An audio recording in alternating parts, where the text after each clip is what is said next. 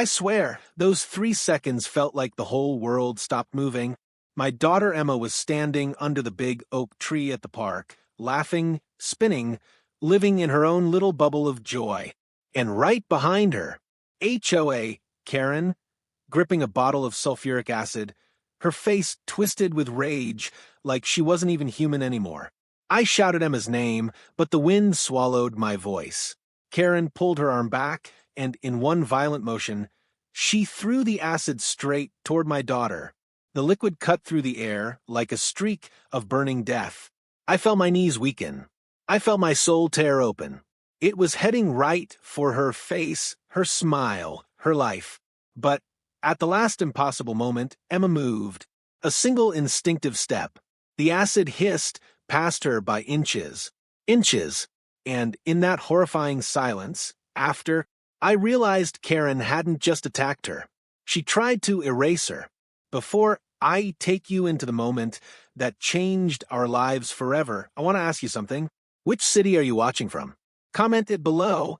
I genuinely love seeing people from all over the USA show up here. And if you're new to the channel, hit that subscribe button before we begin, because what you're about to hear is not just a story. It's a warning. It's a truth people don't believe until it happens to them. My daughter Emma is 14. Disabled, yes, but stronger and braver than most adults I know. The park was her favorite place on earth. She loved the swings, the open sky, the sound of leaves. It was the only place where she felt normal, free, confident. But someone hated that freedom. Someone wanted to take it away. Her name was Karen, the nightmare of our HOA. The kind of woman who thought she owned the entire neighborhood simply because she chaired a committee. She hated loud kids, friendly dogs, neighbors who laughed too much, and she hated my daughter the most. Why? Because Emma walked slowly. Because she talked shyly. Because she existed. For months, Karen glared at us, complained about us, followed us. We thought she was just another bitter woman with too much empty time. But we never imagined she'd show up in a public park holding acid. That day, everything we knew about safety, community, and humanity shattered. Now, let's start the Real story exactly how it happened. The day started so normally that it almost feels cruel looking back. The sun was warm but soft, the kind of afternoon that makes families pack snacks, grab water bottles, and head out to the park without thinking twice. Emma was excited because she had finally convinced me to let her go down the bigger slide again. She'd been practicing her balance for weeks. Small steps, small victories, but to her, each one felt like climbing a mountain. And each time she did, she'd look up at me with those bright, determined eyes like she'd conquered the world. I remember walking behind her on the path, her hair bouncing in the breeze, her little hands gripping the straps of her backpack. She had no idea she was being watched. She had no idea someone had been waiting for us. Karen was already at the park. I didn't see her at first. I mean, why would I? No one expects their neighbor to be hiding behind a bench like a villain waiting for an ambush. But she was, her arms folded, her sunglasses on, her jaw clenched tight enough to crack a tooth. She stared at Emma like she always did, like a problem, like an inconvenience, like someone who dared to exist in a space she didn't approve of. But that day, her stare felt different, sharper, hungrier. We made our way to the swings. Emma ran. Well, her version of running, which was really more like fast wobbling, but she was laughing, happy, free. I pushed her gently, letting her rise just high enough for the thrill, without the fear. She kept shouting, "Higher, Mom! Higher!" I didn't even notice Karen getting closer until I heard her voice. That voice, cold, bitter, cracked with something dangerously unstable. Does she have to be here? I turned around slowly, already knowing who it was, already feeling that familiar sinking dread in my stomach. Karen stood with her arms crossed, staring at Emma as if she were staring at a stain on a white shirt. "She's just playing," I said calmly. "It's a public park." Karen scoffed. "Your daughter is too loud and too distracting." Distracting. That's the word that triggered something in me. Emma wasn't even talking loudly. She was whispering the lyrics to a song she liked. But Karen couldn't stand the sight of her braces, her slow movements, her fragile steps. "She's fine," I replied, forcing myself to stay polite. She's not bothering anyone. Karen leaned in, lowering her voice. Kids like her shouldn't be out here alone. People get nervous. My heart tightened. She's not alone. I'm right here. Oh, I see you, Karen hissed. I see both of you. And I'm sick of pretending this neighborhood is your personal therapy center. I stepped in front of her. Enough, Karen. But Karen wasn't done. She never was. She took a step forward, her eyes glowing with something I couldn't place yet. Something dangerous. You don't get it, do you? She snapped. I warned you. I warned the HOA. I told everyone she's a disturbance. And you just keep bringing her here, parading her around like we have to tolerate it. My jaw clenched. We don't need your tolerance. This park is for everyone. Karen laughed, a short, sharp, almost deranged laugh. You think rules don't matter? You think the world owes you sympathy because your daughter is... I didn't let her finish. Watch your mouth. For a second, just 1 second, she looked startled. Then she smirked.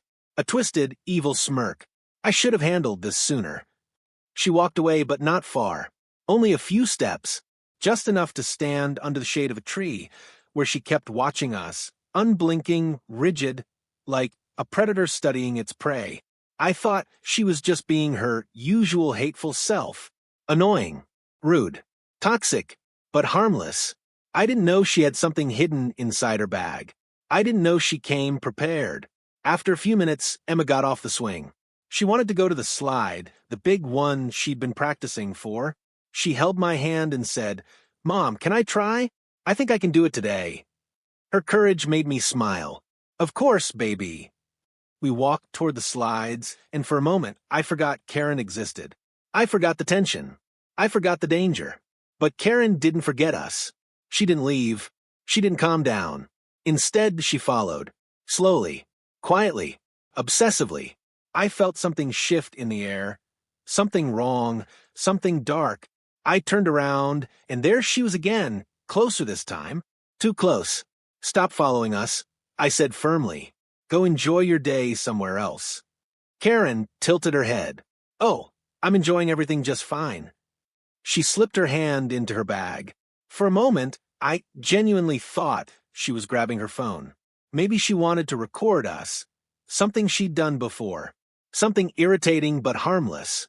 But what she pulled out wasn't a phone. It wasn't harmless. It wasn't normal. She pulled out a dark bottle with a warning label on it.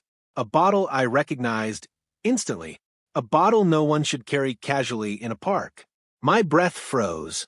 My heart pounded. I stepped forward instinctively, shielding Emma. What the hell is that? Karen smiled. An empty, soulless smile. Something that should have been used a long time ago. Emma tugged my shirt. Mom, what's happening? Stay behind me, I whispered. Kids nearby stopped playing. Parents glanced in our direction. But no one understood what they were seeing. Karen uncapped the bottle. A sharp, chemical smell hit the air. A smell that burned my nose. A smell I knew could melt skin. Sulfuric acid. In a park full of children. In broad daylight. In her hand. She wasn't joking. She wasn't threatening. She was ready to destroy my daughter. My heart dropped to the ground as Karen's voice rose, shaking with madness. She's been ruining everything for months. Today it ends. I grabbed Emma's arm. Run. But Karen was faster. She raised her hand, tilted the bottle, and prepared to throw. This was the trigger. This was the moment the nightmare began. The moment a neighbor became a predator and a peaceful day at the park turned into a fight for my daughter's life. When Karen lifted that bottle, everything inside me screamed to move, to shield, to fight. But fear has a way of turning seconds into cement. My legs felt like they were sinking into the earth, while my brain fired every emergency alarm possible. Emma froze, her body stiff, her eyes wide, her lips trembling. She didn't fully understand what was happening, but she understood danger. Children always do. Emma, get behind the slide. I shouted, but Karen didn't give us time. In one violent, jerking motion, she swung her arm forward and threw the acid, I swear time slowed. The liquid, clear but shimmering with a faint oily tint, left the mouth of the bottle and cut through the air like a spray of death. I could see it catching sunlight, scattering tiny reflections. It almost looked beautiful, like crystal droplets. But it wasn't. It was poison. It was pain. It was evil in liquid form. I lunged toward Emma, but she moved first. Maybe it was instinct. Maybe it was God. Maybe it was the wind nudging her. But she stepped sideways, just one small, clumsy step, and the acid missed her face by inches. It struck the side of the slide, instead. The moment it touched the plastic, a horrific hissing sound filled the air. The slide began to melt. The acid burned into it, dripping holes through the material. Smoke rose. The smell hit me, the sharp, choking scent of something burning, but not fire. And then it hit everyone else. A nearby child screamed. A mother gasped and pulled her toddler close. People turned around, confused, then horrified. One man shouted, "What the hell is that?" Another yelled, "Call 911." Chaos bloomed instantly, but Karen didn't stop. She didn't freeze. She didn't panic like a normal person. She reached into her bag again. My blood ran cold. How many bottles did she bring? What was she planning? Was this some premeditated attack she'd fantasized about? Emma clung to my shirt. "Mom, I'm scared." "I know, baby. Stay behind me." Karen pulled out a second bottle, this one smaller, round, and unlabeled. Her hands were shaking, not with fear, but with adrenaline. Her eyes were wild, like she'd finally snapped after years of bitterness corroding her sanity. "You should have listened," she screamed. "I told everyone she doesn't belong here." I stepped forward. "Put that down." She didn't. She raised her arm again. A father nearby shouted, "Lady, are you insane?" Another parent rushed his children toward the parking lot. People were filming now, phones everywhere, but no one dared get too close.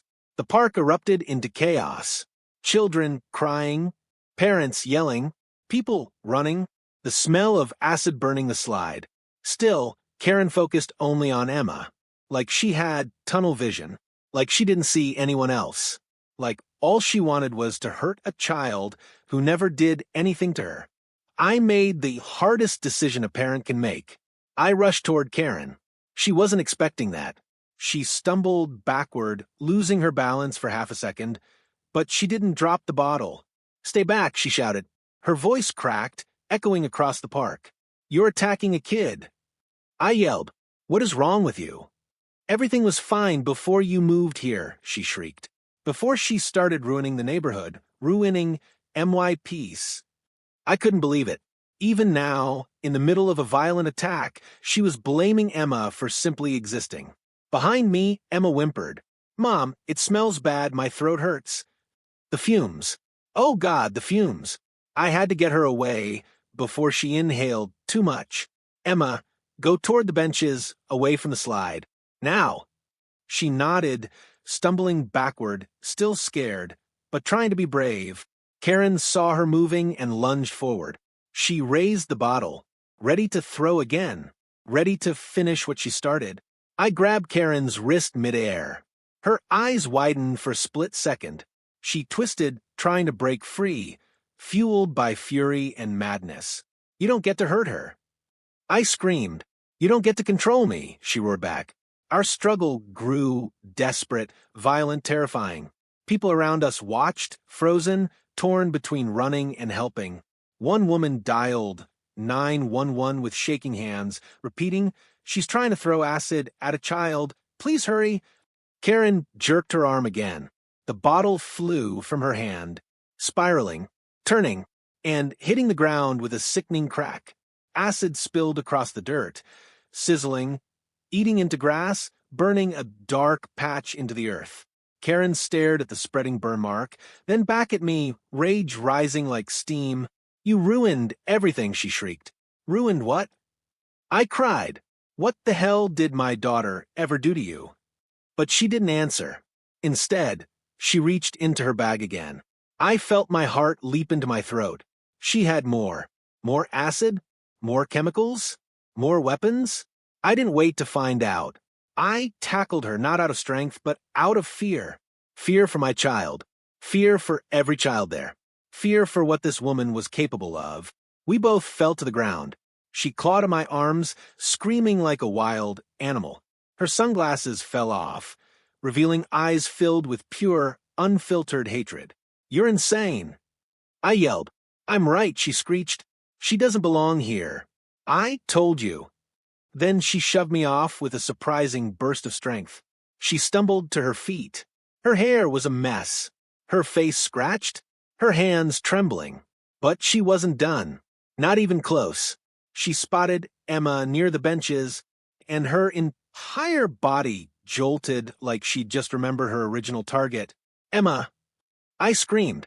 My daughter looked at me, confused, terrified, and before I could warn her again, Karen started running toward her. Parents gasped. A man stepped in front of Karen, trying to block her path. She shoved him aside with a force that didn't match her size. He stumbled. Children cried louder. Phones recorded everything. And Karen kept running. Straight toward my daughter. Straight toward the one person in the world I would die to protect. My lungs felt like fire. My legs moved without thinking. I sprinted after her with everything I had left. "Emma, run!" But Emma was frozen, terrified, unable to move. Karen's hand stretched forward, fingers curled, like she was reaching for prey. The chaos was reaching its peak. People shouted, dogs barked, kids sobbed, and in the center of it all, a madwoman chased a disabled child, with chemicals still spilling from her bag, and hatred burning in her eyes. The attack wasn't over. The nightmare hadn't peaked yet. This was only the beginning, because in a few seconds, everything was about to get even worse. Emma didn't scream. She didn't run. She didn't do anything that a child should do when danger comes tearing toward them. She just froze. Her legs locked, her small hands shook by her sides. Her breath came out in short, panicked gasps. The chaos around her made everything worse. Children crying, parents shouting, phones recording, footsteps pounding, the lingering chemical burn in the air. And behind it all, cutting through the noise like a knife, came the sound of Karen's footsteps, heavy, aggressive, unhinged. "Don't you run from me!" Karen screamed, her voice cracking and echoing through the park. Emma whimpered, her back pressing against the metal bench as if she were trying to disappear into it. Her eyes were wide with terror, and she kept shaking her head, whispering, "Mom, Mom, Mom," over and over. My heart shattered. I'd seen fear in my daughter before, doctor visits, big crowds, unfamiliar faces, but never this. Never the kind of terror where she looked like she was watching her own world crumble in front of her. I pushed my legs harder, sprinting with everything inside me. Parents tried to intercept Karen, but she shoved each one, clawing forward as if possessed. One mother grabbed her arm, Karen swung violently and ripped free. A teenage boy blocked her path, Karen rammed into him with her shoulder, almost knocking him over. "Stop her!" I screamed, but Karen wasn't stopping. Her eyes were locked on Emma, hungry, furious, deranged. Her clothes were messy, her cheeks streaked with sweat, her hair half undone. She looked like someone who had snapped far beyond the point of sanity. "Mom!" Emma finally screamed, her voice sharp with raw panic. "I'm here, baby. I'm coming." But I wasn't close enough. Not yet. Karen reached the bench first. She slammed her hand onto the backrest, right beside Emma's face, making the metal vibrate. Emma flinched so hard her whole body jolted.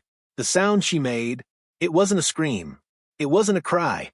It was something in between, something broken. Karen leaned closer. Her breath hitched, her chest rising and falling rapidly, her fingers twitching like she couldn't decide whether to grab Emma or hit her. "This is your fault," Karen hissed. "You ruined my life. You ruined everything." Emma pressed herself farther into the bench, tears pouring down her cheeks. I'm sorry." Hearing that word, sorry, come from a child who didn't owe her anything shattered something inside me. Why did my daughter feel the need to apologize to someone who was trying to harm her? Why did she think she deserved blame for simply existing? Don't you apologize to her. I yelled as I closed in. You did nothing wrong.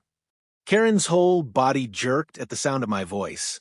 She snapped her head toward me, her expression twisted into a mixture of rage and triumph. You should have listened, she screamed. You should have moved away. You should have kept her inside where she belongs. She belongs everywhere.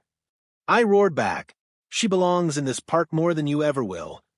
For a moment, everything froze, Karen, her hand on the bench, Emma, shaking uncontrollably, the crowd, holding its breath, me, taking my final steps toward them. Then Karen lunged, not with acid this time, not with a weapon, but with her hands aimed straight for Emma's shoulders.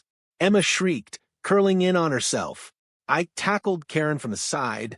So hard we both hit the ground, we rolled through the dirt, her nails digging into my skin, her screams piercing my ears. She kicked at me, clawed at my arms, tried to shove me away. You don't get to take her from me. I yelled. She took everything from me. Karen screeched, her voice exploding like broken glass. She's been ruining the HOA for months. Everyone knows it. She lowered property values. She makes the neighborhood look weak. I struck her hand away as she tried to reach into her bag again. No more. I wasn't letting her touch anything else. Karen shrieked in frustration, an animalistic sound that made even the bystanders stumble back. You don't understand, she cried. People like her shouldn't be out here. They should be hidden away. So the rest of us don't have to look at them. It was like a punch to the soul. People gasped. A man cursed under his breath. A mother covered her child's ears. But the person who took it the hardest was Emma. She heard every word. Her face contorted, not with fear now, but with something deeper, something hollowing. Her lip trembled, her shoulders shook. She wrapped her arms around herself, her breathing ragged. Something inside her, something bright, innocent, confident, dimmed, and it killed me. I pushed off the ground and slapped Karen's hand away again as she tried to rise. Don't you ever speak about my daughter like that. Karen laughed. A high, broken, chilling laugh. Oh, she's more fragile than I thought, she sneered. Maybe a little acid would have toughened her up. That was it. My control snapped. I grabbed her shoulders, shoving her back into the dirt. You're sick. You're evil. You attacked a child. People rushed forward. 2 men pinned her arms while another grabbed her legs. Karen thrashed, kicking her feet, screaming at the top of her lungs. Let me go. Let me go. I'm right. You all know I'm right. As others held her down, I stumbled up and rushed to Emma. She was shaking violently. Her face was red and wet with tears. Her breath came in shallow, choking sobs. I knelt in front of her. Baby, I'm here. I'm right here. She didn't look at me. She was staring at the melted slide, at the hole burned into the grass, at the bottle lying shattered on the ground, at the woman screaming on the pavement. Her voice was tiny, broken. Mom, did she really want to hurt me? Did she really want me gone?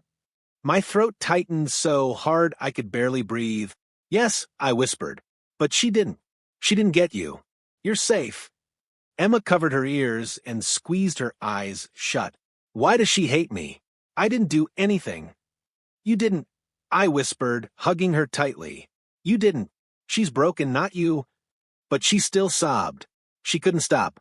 Her little body shook with a grief she didn't deserve. That was the collapse. Not mine. Not the crowd's. Hers. The emotional fallout of knowing someone tried to destroy her and blamed her for it.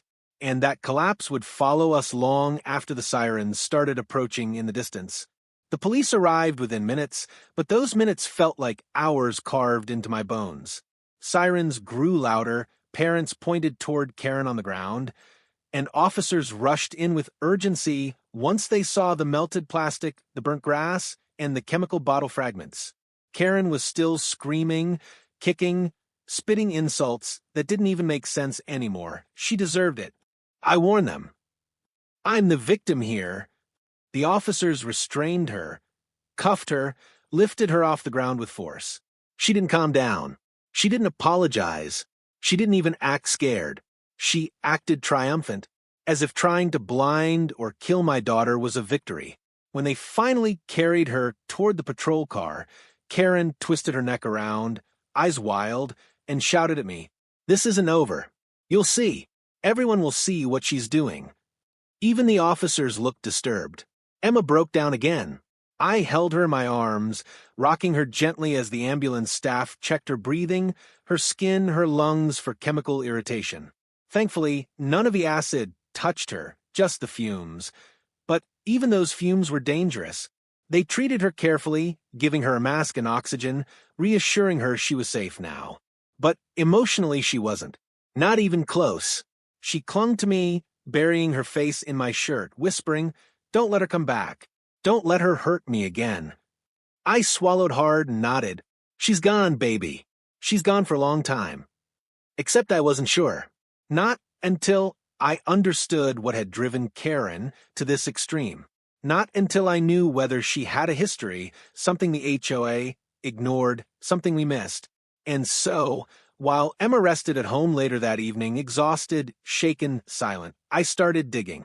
I needed answers. I needed the truth. I needed to understand the kind of monster we had been living next to, and the truth was worse than I expected. The first piece of the puzzle. The HOA president, Mark, came to my house around 8 p.m., not out of concern, but because he was panicking about liability, neighborhood image, and PR damage. Not once did he ask about Emma. I confronted him immediately. "Did you know Karen was dangerous?" He stammered. "Well, she had complaints filed against her, but nothing like this." "Complaints from who?" He hesitated. "That told me everything." "From us?" I pressed. "Or from other families?" Mark sighed, rubbing his forehead. "There were multiple complaints over the years, but she never technically broke any laws, so we couldn't force action. She just threw acid at a child, Mark. How many red flags did you ignore before she escalated to this?" He didn't answer. "Not truly. She was problematic," he finally muttered. "Problematic?" Karen was a ticking bomb. I kicked him out. Then I kept digging. The second piece, the neighbors. I started going door to door. Not for gossip, for warning signs. And people told me things. A lot of things. She used to scream at kids for riding bikes past her yard. She threatened to call CPS on families whose kids looked annoying. She dumped bleach on a dog because it barked. She told my autistic son he was ruining the view. She yelled at a 6-year-old for laughing too loud. She took pictures of children through her window. God knows why. She once threw hot coffee at a jogger for passing too close to her mailbox. Every story was a new punch to my stomach. How had no one stopped her? How had the HOA ignored all this? How had we let her escalate unchecked until she nearly blinded my daughter? But it didn't end there. The third piece, the police report. 2 officers visited me the next day. They sat on my couch, their notebooks open, their faces serious. Mrs. Lane, the older one, said, "We've started digging into Karen Holt's history. You should hear this." My hands tightened around the pillow in my lap. "She has a record," he continued, "but it was sealed. Psychological holds, past assaults, restraining orders filed by relatives. But her family blocked access to details years ago." I felt the blood drain from my face. "She was involved in 2 previous chemical-related incidents," he added. My heart stopped. "What do you mean, chemical incidents?" I whispered. "In both cases, she tried to vandalize property using corrosive substances. One was a neighbor's patio furniture. Another was a car. She was charged with property damage but received mental health diversion. No jail time." I closed my eyes. "And the HOA knew none of this?" I asked. "Not unless she told them," the officer replied. "And she didn't."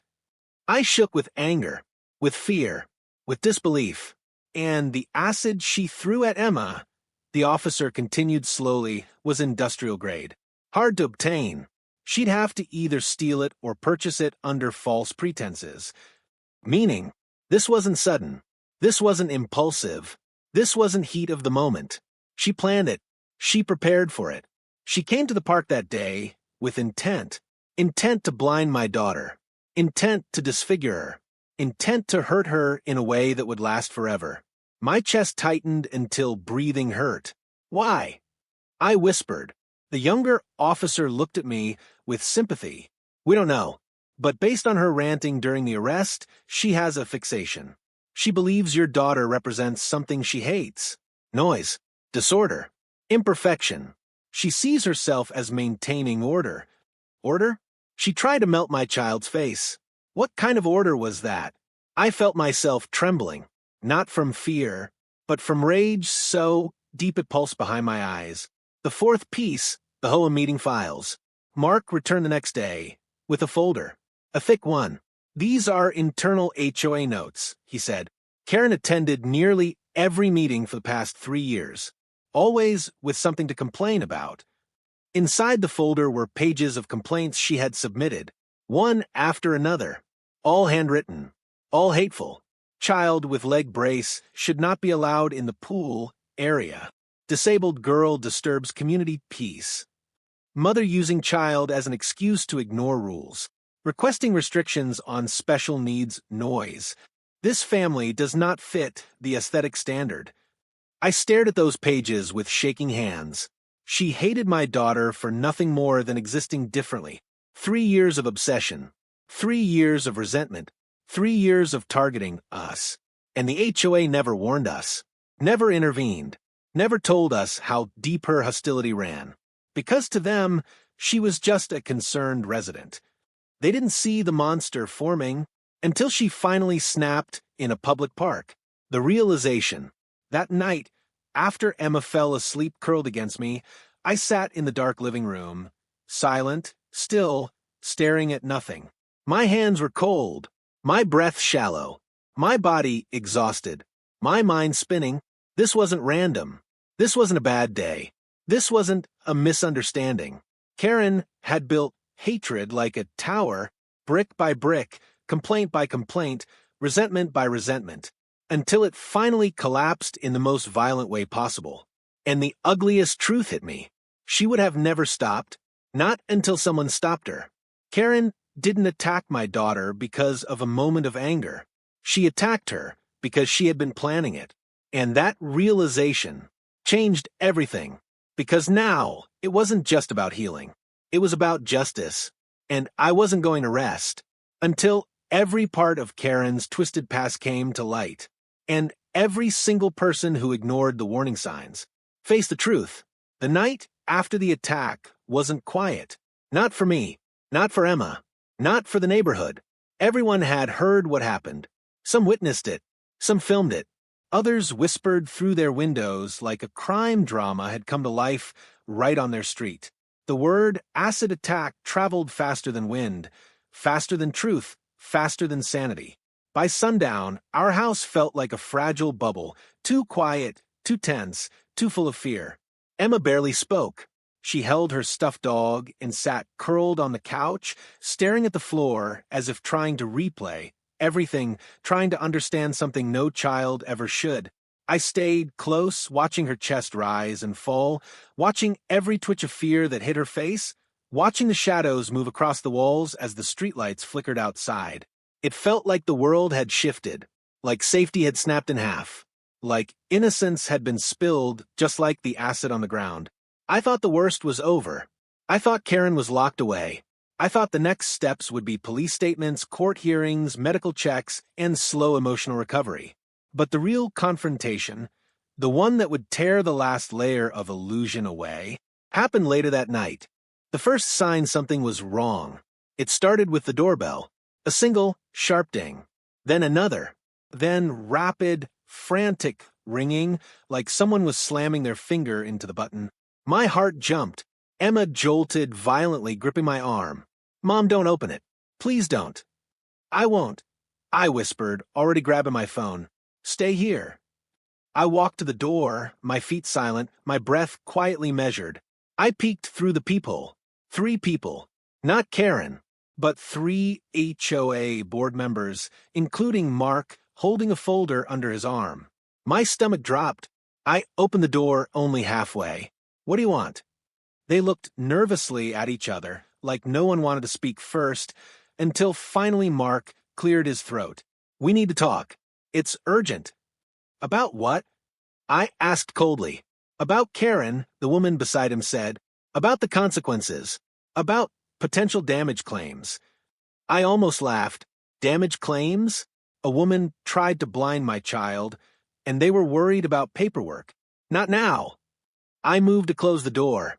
Mark stopped it with his hand. "Please, if you don't hear this now, you might regret it." I paused, angry, suspicious, but listening. "Make it quick." The second sign, the lies. They stepped inside, reluctantly, like they were entering a burning room. Mark sat down, but the other two stood as if ready to leave at any second. He opened his folder and took out a stack of papers. "Mrs. Lane, we have a serious issue. Karen is attempting to file a counterclaim against you." I blinked. "What?" "She's saying you physically assaulted her, unprovoked." My jaw dropped. "She threw acid at my daughter." "We know. We do," Mark said nervously. "But she's hired a lawyer. And the lawyer is aggressive." A cold shiver crawled down my spine. "Are you telling me she's trying to flip this on us?" "She's claiming mental distress, physical injury, and that you endangered her." I stared at them incredulously. "You watched her meltdown videos. You saw the chemical burn marks. How can she twist this?" "She always had connections," the woman whispered. "Dangerous ones. Her brother is wealthy and owns multiple properties in the district. He's funded cases before." I felt my pulse pounding in my temples. "So, she hurts my child and then tries to destroy us legally?" Mark swallowed hard. "Yes, and as she's been released on bail." My breath disappeared. Emma, hearing those words, gasped loudly from the living room. "She's what?" "She's out," he whispered. "Tonight." My heart nearly burst from my chest. She was out. She was nearby. She still hated us. And she had already shown she was capable of anything. My vision blurred for a moment. I had to steady myself on the table. The woman added, "Her brother paid her bail instantly. The reason we rushed here is we received a message from her earlier." "What message?" Mark hesitated. "She said she needed to finish what she started." I froze. The house suddenly felt too small, too exposed, too close to danger. "Did you tell the police?" I hissed. "We did. They said they'd send a patrol car, but they don't know how seriously to take it. She's unstable and they—" A sudden thud hit the side of the house. Everyone jumped. Emma screamed. I ran to her, pulling her into my arms. Another thud. Then footsteps. Heavy ones. Slow ones. Right outside the windows. The HOA members looked at each other, terrified. "Is that—" I didn't need them to finish. I already knew. Karen. She was here. The confrontation. A shadow moved past the curtains. Slow. Deliberate. Predatory. Emma clutched my shirt, trembling violently. "Mom, don't leave me." "I won't," I whispered, but I had to protect her. I had to stop Karen. I had to keep her away. I grabbed my phone, dialing 911 with shaking hands. Before the operator answered, Karen's voice pierced the night from outside. "I know you're home." Her voice was cracked, manic, echoing through the street like something ripped out of hell. Emma started sobbing uncontrollably. The HOA members backed away toward the front door. Karen banged something metallic against the siding. Hard, rhythmic, unhinged. "You ruined my life," she screamed. "You and your broken daughter. Come out and face me." I felt rage burn through my fear. I stood up, slowly, angrily, and walked toward the window. I pulled the curtain back just half an inch, and there she was, standing in my yard, hair tangled, clothes torn, eyes glowing with madness, holding a crowbar. She dragged it across my fence, leaving scratches like claw marks. An officer finally answered the 911 call, but I couldn't speak. My voice felt trapped in my chest. Karen lifted the crowbar. Her mouth twisted into a smile that wasn't human. "You think you can hide forever?" she screamed. "You think I'll let her get away after what she did to me? She did nothing to you." I shouted back, voice cracking. Karen turned slowly toward the sound of my voice. Then why, she whispered, can't I stop seeing her? Her eyes widened. Her grip tightened, and she charged toward the front door. The HOA members shrieked and scrambled away as Karen stomped up the porch steps, crowbar raised. Emma screamed, "MOM, don't let her in." I threw myself in front of the door.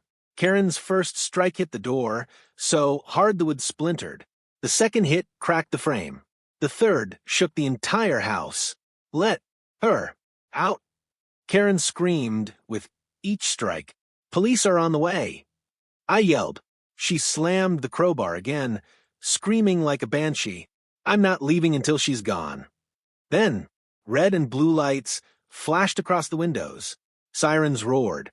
Officers stormed the yard. Karen shrieked, swinging the crowbar at them before being tackled to the ground. Her screams echoed. "She ruined me. She ruined me.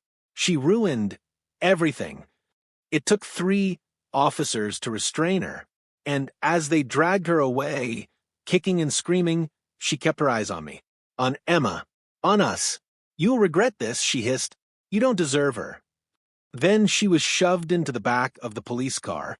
The door slammed shut. Silence finally returned. But the damage she left behind was far from over.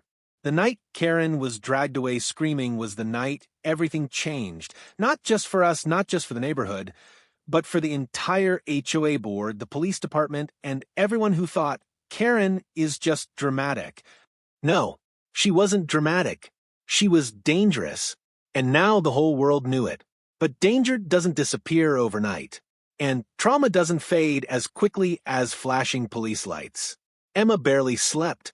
Every time she drifted into sleep, she jolted awake, breathing fast, gripping my arm, begging me, "Don't let her in. Don't let her hurt me."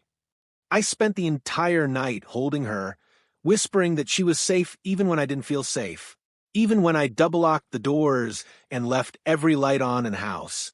Morning felt heavy. The park incident had already gone viral. Multiple videos had hit social media. Comments poured in from all over the country. "Who does this to a child?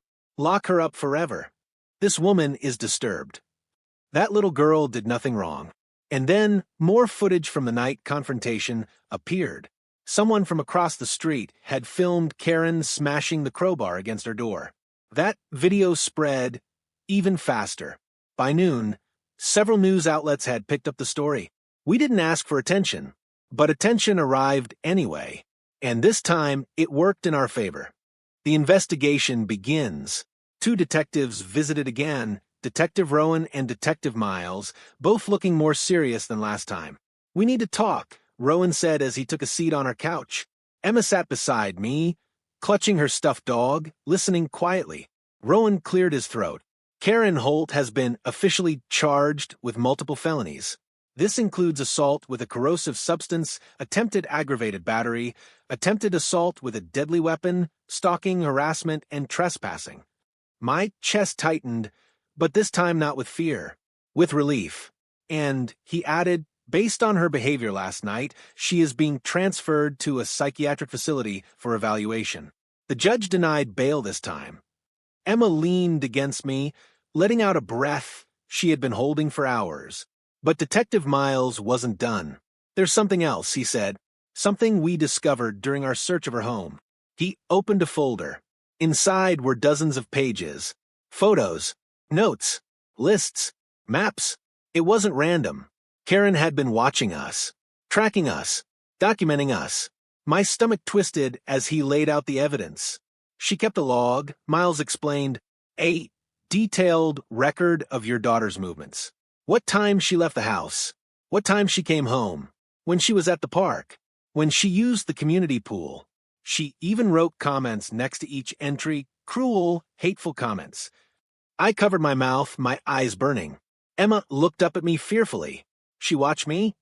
"She won't anymore," Miles said firmly. "She's gone for a long time." Then Rowan slid one last paper forward. "Mrs. Lane," she highlighted this date. It was the day of the attack. Next to it, Karen had written, "Final solution. Bring acid.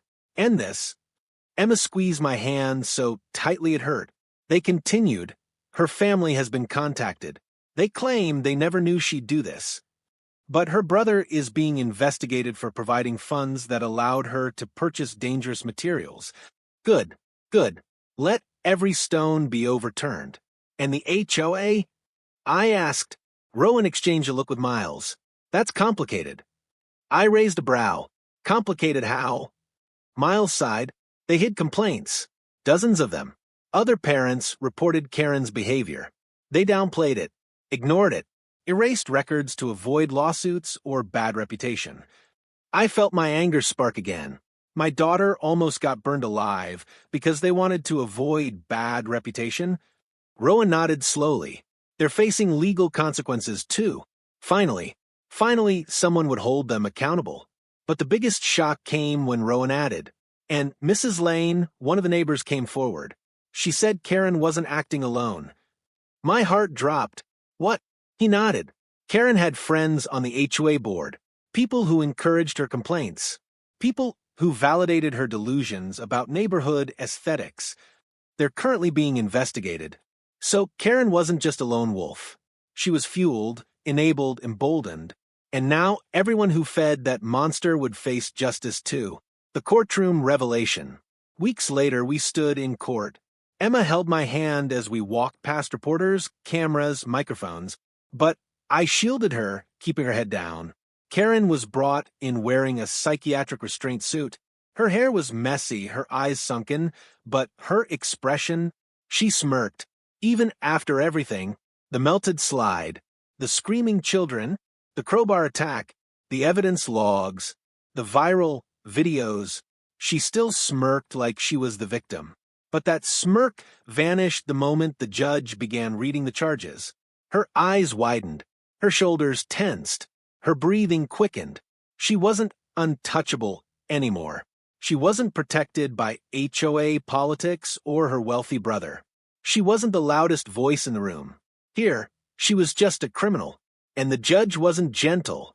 These crimes are severe, premeditated, targeted, and show clear intent to inflict life-altering harm. You terrorized a child, a disabled child. Your actions were monstrous. Every word felt like justice. Karen screamed, suddenly, she made me do it. She ruined my life. The courtroom gasped. The judge slammed the gavel. Remove her. 2 deputies dragged her out as she shrieked, her voice echoing off the walls like a warning fading into the distance. Emma pressed her face into my side. Is she gone? Yes, I whispered. For a very long time. Justice at last. Karen was sentenced to 15 years minimum in a mental health correctional facility. Mandatory long-term psychiatric treatment. Restraining order. Lifetime no contact with us. Permanent HOA ban. Felony record. Civil damages owed to us. But the justice didn't end there. The HOA president resigned. 2 board members were indicted for negligence. The community rewrote every policy regarding harassment, safety, and mental health reporting. And for the first time in months, Emma slept without crying. She healed slowly, with therapy, with time, with support, with me holding her through every nightmare. And every time she stepped outside again, one careful step at a time, she proved something stronger than fear. That she wasn't broken, that she wasn't weak, that she wasn't defined by the cruelty she endured. She survived evil. She survived hatred. She survived a woman who tried to take everything from her. She survived, and justice finally caught up to the monster who tried to destroy her. If you're still here, thank you. Stories like this aren't easy to hear, but they're real. They happen in neighborhoods just like yours, and they remind us of one truth we can't afford to forget. Evil grows when people stay silent, but justice grows when we stand together.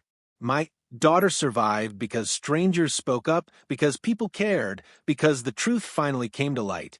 And if you believe every child deserves safety, respect, and protection, then please make your voice part of the story too. Comment your city, hit the like button so this message reaches more people. Subscribe for more stories that expose the truth and fight for those who can't fight for themselves. Thank you for standing with us. Stay safe, Stay aware and stay strong.